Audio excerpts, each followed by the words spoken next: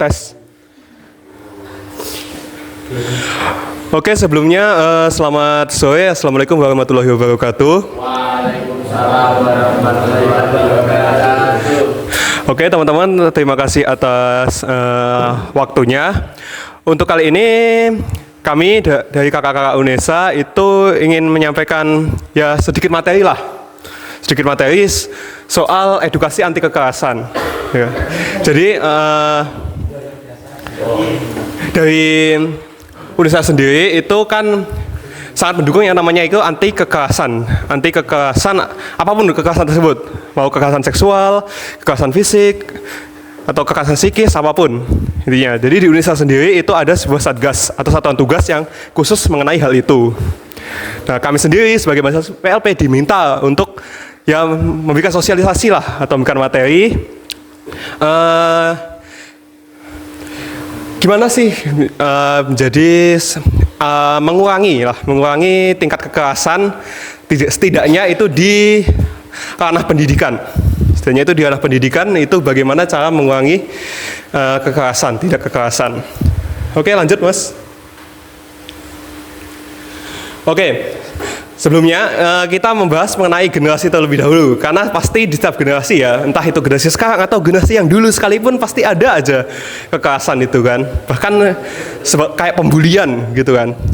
Entah di zaman saya ketika saya masih sekolah atau mungkin zaman kalian mesti ada aja pembulian itu. Nah, untuk tentang generasi sendiri itu yang pertama itu veteran. Veteran ini dimulai pada tahun 1998 hingga 1945 atau ya generasi-generasi yang baru merdeka penjajahan atau generasi juga yang baru lolos Perang Dunia II. 1945 Perang Dunia II selesai itu kalau kalian pengen tahu. Tapi ada Boomer, Gen X, Milenial dan juga Gen Z. Nah, kita itu maksudnya itu Gen Z. Karena nggak mungkin kalau di kalian itu ada yang lahir di atas 2012, nggak mungkin. Pasti SD ya, SD atau SMP lah. Nggak mungkin sih kalau ada yang di bawah itu. Nah, ada memangnya? Adakah yang Gen Z apa sih? Gen Alpha ya? Gen Alpha kan? Kayak nggak ada lah di sini. Harusnya nggak ada. Harusnya kalau untuk Gen Alpha sendiri mungkin masih SD atau SMP lah. Paling nggak kita itu Gen Z. Kalau kita itu kebanyakan kita Gen Z. Aku 2003 Gen Z. Gitu. Oke, yuk lanjut. Nah, oke. Karakteristik Gen Z itu biasanya mereka itu lebih vokal di dalam sosial media. Karena kita itu udah hidup di zamannya sosial media sangat masif ya kan. Mulai dari Instagram, Twitter, dan yang baru ngetren, yang pendatang baru tapi langsung bisa menghajar para pendatang lama seniornya, TikTok. Nah, kebanyakan dari Gen Z itu mereka itu berani bersuara karena mereka itu punya akses ke sosial media yang tinggi. Ya, kayak kalian misalkan ada kasus apa gitu kan. Biasanya itu yang kan biasanya nunggu viral dulu kan. Kan ada hashtag kayak no viral no justice. Jadi nunggu viral dulu baru ditangani begitu kan. Jadi Gen Z itu biasanya itu paling vokal. Karena kalau di bawah-bawahnya itu banyak kan masih lapor polisi. Gitu. Kalau mereka itu mungkin karena merasa kalau lapor polisi udah nggak mungkin, makanya mereka itu ngeviralin dulu baru ditindak tegas. Jadi no viral no justice. Terus berikutnya adalah mengutamakan kesetaraan dan keadilan. Mereka tahu tentang pentingnya konsen dalam hubungan sosial. Jadi mereka itu biasanya juga kesetaraan dan keadilannya itu cukup tinggi. Makanya kenapa banyak kasus-kasus yang akhirnya diviralkan sama Gen Z. Kasus-kasus di TikTok gitu kan, misalnya ada yang bahas apa terus viral gitu kan, gitu. Terus tumbuh di era digital. Nah, ini yang bisa dibilang kelebihan Gen Z daripada yang lainnya. Kita tumbuh di era digital. Kita tumbuh ketika HP kita ya saya lahir ketika HP sedang dalam proses pembuatan, masih dalam ya bentuknya mungkin 2003 ya kayak gimana sih? Paling ya masih ada ABCD-nya itu, masih tombol-tombol kayak Nokia dan macam-macam itu mungkin. Atau mungkin belum muncul bahkan. Dan entahlah, ya pasti kita itu hidup di era digital. Dari kecil kita itu udah kalau saya sendiri itu udah mulai mengenal kayak Instagram, YouTube itu dari SMP. SD saya masih belum, karena SD saya masih belum punya fasilitas untuk HP. Saya SMP saya udah mulai mengenal. Kalau TikTok waktu itu belum ada sih, ya Instagram, Twitter dan sebagainya, YouTube dan sebagainya. begitu. Tapi karena waktu itu mungkin teknologinya yang masih belum memadai, ya kan waktu itu kan mungkin masih awal-awal ya, kuota harganya mahal, ya kan 50.000 dulu cuma dapat 1 giga waktu itu 50.000. Sekarang 50.000 mungkin udah dapat 20 giga, 30 giga. Jadi YouTube itu dulu masih termasuk barang mewah meskipun udah punya banyak udah banyak yang punya HP. YouTube itu sebenarnya barang mewah. Pas sekarang sih udah biasa kan karena paketan semakin murah kuota. Gitu. Oke, lanjut. Oke, ini video. Coba diputar, Mas. Langsung coba klik spasi aja. Nggak kedengaran ya?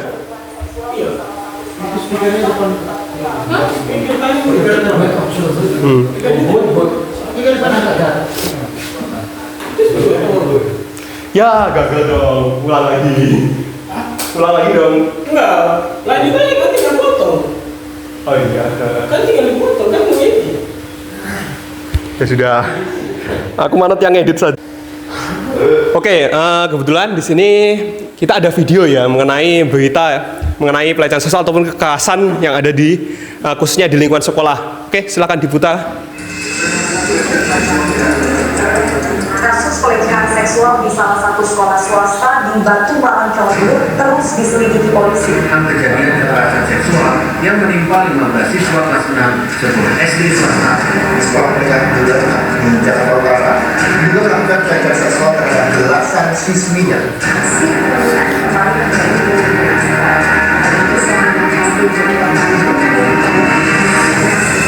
Siswa di salah satu sekolah menengah atas di Lampung Selatan Lampung juga menjadi korban perundungan tempat terhadap kelas.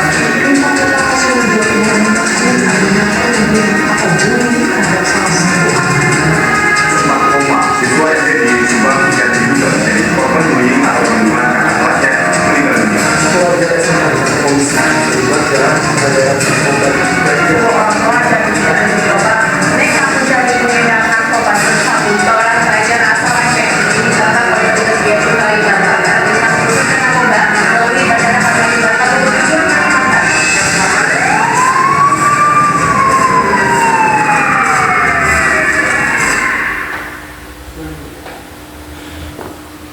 Oke, isu Gen Z ya ini.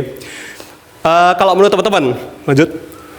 Itu kenapa tuh kok bisa ada hal kayak gini gitu? Kenapa kok tadi ada kasus pelecehan seksual gitu, terus pengedaran narkoba, perundungan, padahal mereka dipikir masih SD, masih SMP kok udah berani mengedarkan gitu. Kira-kira kenapa? Apa 3 hal itu terjadi? Kenapa kok bisa sampai terjadi pelecehan seksual di tingkat pendidikan gitu, terus mungkin kayak bullying atau perundungan gitu. Ayo ini kan sama serang ngundung bullying jangan sampai enek loh ya, jangan sampai ada perundungan itu, jangan sampai. Terus tadi pengedaran narkoba gitu, benar narkoba itu udah kelas berat loh itu kalau di Indonesia hukuman maksimal hukuman mati. Pengedaran narkoba itu maksimal hukuman mati kalau di Indonesia. Dia hati-hati gitu. Yuk kakak, ada yang mau pendapat gak? Setelah nonton video tadi gitu kok bisa kayak gitu, itu kakak kenapa gitu? Mungkin masalah ekonomi ya kan, kalau yang pengedaran narkoba tadi masalah nggak punya uang, pengen beli apa akhirnya kok ya nemu jalan pintas gitu ya, mbuh ya ceritanya kok tiba-tiba ya mungkin nemu banda gitu, akhirnya disuruh jualan iku gitu, akhirnya kepencut gitu. Terus kalau yang bullying mungkin ya pasti kalau bullying itu kebanyakan ada masalah di rumah, entah dia itu masa kecil kurang bahagia, ditinggal kedua orang tuanya gitu, jadi diasuh sama mbah, terus mbah kan kebetulan pasti sudah tua, nggak sekuat bapak ibunya sendiri, akhirnya dia biasanya kalau orang bullying itu cari perhatian, karena ketika mereka melakukan tindakan kayak gitu itu biasanya mereka diperhatikan jadinya gitu, diperhatikan, atau mereka mencari pelampiasan karena mereka selalu mendam masalah tersebut, akhirnya cari pelampiasan dengan perundungan gitu. Terus tadi apalagi tadi perundungan dan pelecehan seksual. Nah, pelecehan seksual ini kalau saya parah sih kalau anak SD sampai jadi korban sih, karena itu udah masuk pedofilia. punya fetish tersendiri terhadap anak kecil. Itu pasti itu. Nah, biasanya mereka itu kayak gini juga. Ini akhir-akhir ini saya sering lihat berita juga. Ini di ranah pondok juga sering terjadi. Saya harap di sini nggak ada. Saya harap tentu saja di sini nggak ada. Semoga saja nggak ada. Gitu. Nah, biasanya mereka itu melakukan ya semacam ya tindakan manipulasi gitu. Manipulasi dengan iming-iming kalau ini tuh udah direstui lah, apalah gitu. Kalau teman-teman nggak penasaran gitu, tuh teman bisa coba nonton film Bid'ah yang ada Walid itu loh, Walid. Nah itu salah satu contohnya. Jadi Walid itu salah satu filmnya itu ya, di salah satu scene-nya itu dia itu pernah melakukan manipulasi. Dia itu kayak ngomong awal-awal dia kayak ngomong dulu kayak di sini Walid itu sebagai guru, sebagai ayah.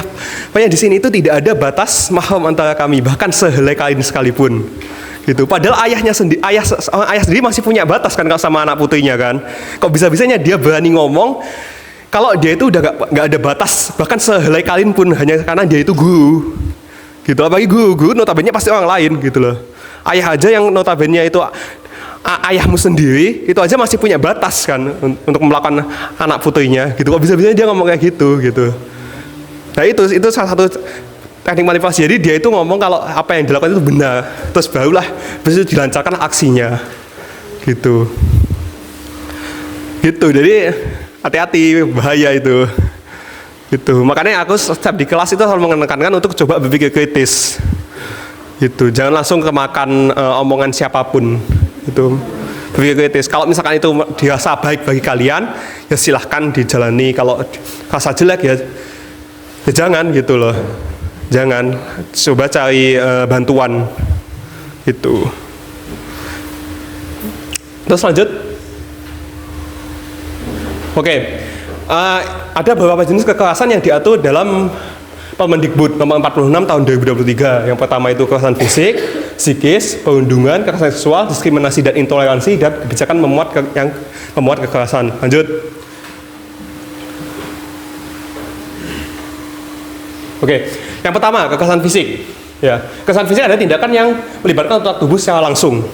Intinya kekerasan yang melibatkan kontak fisik, misalkan memukul, itu udah masuk kekerasan fisik. Memukul, menendang, poin intinya adalah sebuah kontak yang akibatnya itu negatif, yang bersentuhan secara tubuh, antar tubuh, gitu, antara tubuh dengan tubuh, yang sifatnya jelas yang merusak, gitu, negatif, melukai, niatnya dengan niat melukai, itu namanya kekerasan fisik, gitu. Dan pakai alat pun juga masih masuk kekerasan fisik, masih pakai alat selama bekasnya itu kelihatan secara fisik ya, kalau misalnya biu-biu atau berdarah itu masuk kekerasan fisik. Jadi nggak harus tubuh dengan tubuh, tapi pakai alat pun juga masuk kekerasan fisik selama itu bisa dilihat secara fisik hasil dari apa itu kekerasannya, bekas kekerasannya itu masuk kekerasan fisik. Terus lanjut. Terus kekerasan psikis itu mental. Kekerasan mengenai mental. Nah, kekerasan fisik itu juga bisa menyebabkan kekerasan psikis. Biasanya kalau kita nyebutnya trauma. Trauma itu kan sakit, tapi kan sakitnya nggak kelihatan, gitu loh. Bahkan orang yang kelihatan sembuh ya, kelihatan baik-baik saja, itu bisa saja mereka itu mentalnya nggak baik. Bisa saja mereka itu sering mengalami kekerasan fisik yang akhirnya menyebabkan kekerasan psikis juga. Jadi biasanya kekerasan psikis itu lanjutan dari akibat dari kekerasan fisik. Gitu, biasanya itu. Ada kejadian di masa lampau yang akhirnya membuat dia itu mengalami trauma. Itu udah masuk kekerasan psikis. Nah, tapi kalau misalkan kita ngomong yang kekerasan langsungnya kayak tadi apa? Ya misalkan pengucilan, dikucilkan tahu kan kalian? Dijauhi. Gak usah dikonconi, gak usah konconi iki apa A, iki B, gitu. Nah, itu bisa menyebabkan traumatis. Jadinya dia si korban, jadi merasa dia itu nggak pede dalam bersosialisasi, gitu. Terus penolakan apa ya contohnya? Nggak kepikiran sih penolakan, karena penolakan aku pikiran kayak ditolak tembakan nih kalian gitu. Pikiranku penolakan apa ya gak? Nggak kepikiran sih aku juga penolakan. Ada kepikiran kalau penolakan? Ditolak universitas kayak mungkin ditolak universitas kayak bisa bikin ditolak universitas kayak bisa bikin ini gak sih? Aku nggak tahu sih kalau itu. Tapi mungkin bisa karena kan mental aku berbeda-beda. Mentalnya beda-beda gitu. Terus pengabaian dan juga penghinaan. Jadi dihina. Jadi psikis itu biasanya orang nyebutnya itu trauma. Kalau ya dalam dunia psikologis mungkin ada penyebabnya masing-masing ya kan. Tapi intinya kalau orang umum mungkin menyebutnya itu trauma, rasa traumatis. Gitu. Terus penyebaran rumor ya kan, atau penyebaran video-video tertentu yang tidak seharusnya disebarluaskan. Itu bisa menyebabkan, itu juga masuk ke kekerasan psikis. Intinya perbedaannya itu ya kalau yang fisik itu kelihatan sih kan, misalkan kelihatan lebam-lebam, bedah dan semacamnya. Kalau psikis itu nggak kelihatan gitu, karena itu hubungannya sama mental kita, begitu bedanya. Oke, lanjut. Nah, perundungan. Kekerasan psikis ada tindakan yang menyebabkan tekanan mental, emosional atau psikologis terhadap seorang melalui ucapan, perilaku atau sikap yang merendahkan atau menyakiti secara tidak langsung, seperti penganiayaan, pengabaian, panggilan mengejek, perbuatan memalukan di depan umum. Intinya aja kekerasan ini tuh gabungan dari keduanya. Nah, kalau kita melakukan itu namanya kita itu melakukan perundungan atau biasanya bullying. Kan bullying itu nggak harus yang diinjek-injek sampai diteror, enggak kan? Kadang-kadang diolok-olok itu setiap hari. Jadi kalau misalnya kita melakukan kekerasan fisik, kekerasan psikis itu kita namakannya bukan perundungan. Ini perundungan pada orang lain atau bullying biasanya. Ada penyebabnya, ada bullying juga gitu. Kalau di anak sekolah biasanya bullying. Kita melakukan bully. Itu. Ya kan? Jadi saya harap di sini nggak ada teman-teman yang melakukan ini, entah cowok atau cewek. Saya harapnya nggak ada ya. Semoga saja nggak ada. Karena ya nggak ada untungnya gitu loh. Kalian itu cuma masa superior aja gitu loh. Kalian masa superior karena kalian itu ada temen nih. Dan biasanya orang yang kalian lawan itu kan lebih lemah dari kalian. Mereka kan berani ngebully orang yang lebih kuat dari kalian, kan enggak kan gitu loh. Karena giliran kalian dilawan gitu loh. Itu hanya menunjukkan asal superioritas kalian, hanya menunjukkan kalau kalian itu kuat gitu aja. Tapi itu cuma bertahan sebentar gitu. Karena ketika kalian diproses secara hukum, itu kebanyakan pelaku bullying itu nangis, minta maaf, nangis gitu. Mereka kuatnya cuma karena itu gitu. Makanya di HP mas-mas gak melakukan perundungan ya di sini, enggak kan? Enggak loh, jangan sampai. Karena kalau sampai ada korban jiwa, itu kalian bisa saja dikenai pembunuhan berencana loh. Kalau kasusnya itu sesuai, bisa jadi loh ya itu, gitu. Bisa jadi karena kalian itu udah, kalau sampai kan undungnya itu sampai meninggal, itu bisa jadi kan bisa dikenai pasal pembunuhan berencana. Dan pembunuhan berencana itu hukuman maksimalnya mati, pembunuhan berencana itu. Karena ada beda kan, ada pembunuhan berencana dan tidak berencana. Pembunuhan berencana itu hukuman maksimalnya hukuman mati. Hati-hati, jangan macam-macam, nggak usah aneh-aneh lah. Mending kita kan kayak lagu Upin Ipin loh kan. Sahabat untuk selamanya, kau dan aku sahabat. Ya. Untuk selamanya setia, kan lebih enak gitu kan, daripada musuh untuk selamanya gitu. Kau dan aku musuh, nah, kan gak mending kan malahan, ya mending enak gitu. Malah gak mending kan malahan. Kalau kesenangannya gue musuh, senangnya gue konco lah, gitu. Yuk lanjut. Nah ini kekerasan seksual. Kekerasan seksual itu bisa terjadi juga di laki-laki. Jadi jangan kira kekerasan seksual itu jadi di perempuan tok, enggak. Kekerasan seksual itu juga bisa terjadi di laki-laki. Selama hal itu yang menyebabkan biasanya itu kontak-kontak yang melalui alat seksual ya kan. Baik itu laki-laki sekalipun itu juga bisa jadi korban. Gitu. Jadi kekerasan seksual adalah setiap perbuatan merendahkan, menghina, melecehkan, menyerang tubuh atau fungsi reproduksi seseorang karena ketimpangan relasi kuasa atau gender yang dapat berakibat pada penderitaan fisik, psikis, termasuk yang mengganggu kesehatan reproduksi seseorang dan hilang kesempatan melaksanakan pendidikan dengan aman dan optimal. Gitu. Jadi jangan macam-macam. Kekerasan seksual sendiri itu ada fisik, terus non fisik, verbal dan digital. Nah ini yang harus teman-teman tekankan. Ada verbal. Verbal itu apa? Verbal itu perkataan, mulut. Maksudnya yang mulut gimana? Nanti kita bahas. Ini hati-hati. Karena sekarang itu kekerasan fisik itu nggak cuma yang mungkin pemerkosaan atau macam-macam aja, enggak. Tapi ada juga kekerasan verbal. Nah itu hati-hati itu. Hati-hati. Karena mungkin teman-teman pernah melakukan hal ini tanpa sadar, mungkin teman-teman pernah melakukannya. Dan ini sekarang udah masuk kekerasan seksual verbal ini. Ayo lanjut. Oh ya nanti aja, balik lagi. Nah, kekerasan fisik itu yang langsung ya kan. Bisa juga kayak pemerkosaan. Itu termasuk kekerasan fisik.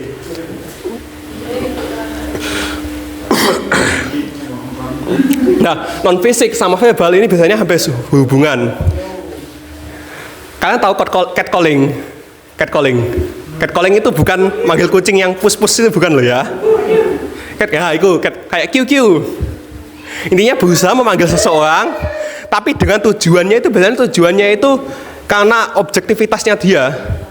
Kan beda maksudnya kalau manggil kayak misalkan Siva nih kayak Mbak Siva gitu kan, beda kan sama QQ gitu. Kan beda kan pasti nadanya. Kalau manggil gitu beda kan gitu.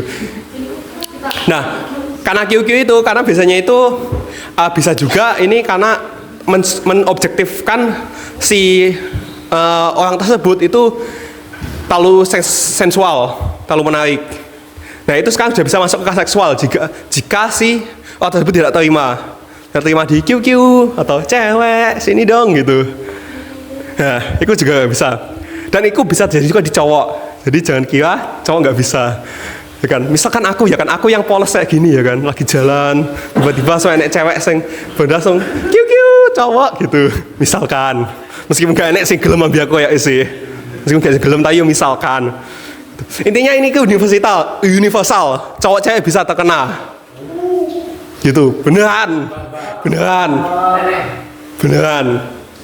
bahkan pemerkosaan pun juga bisa, gitu loh.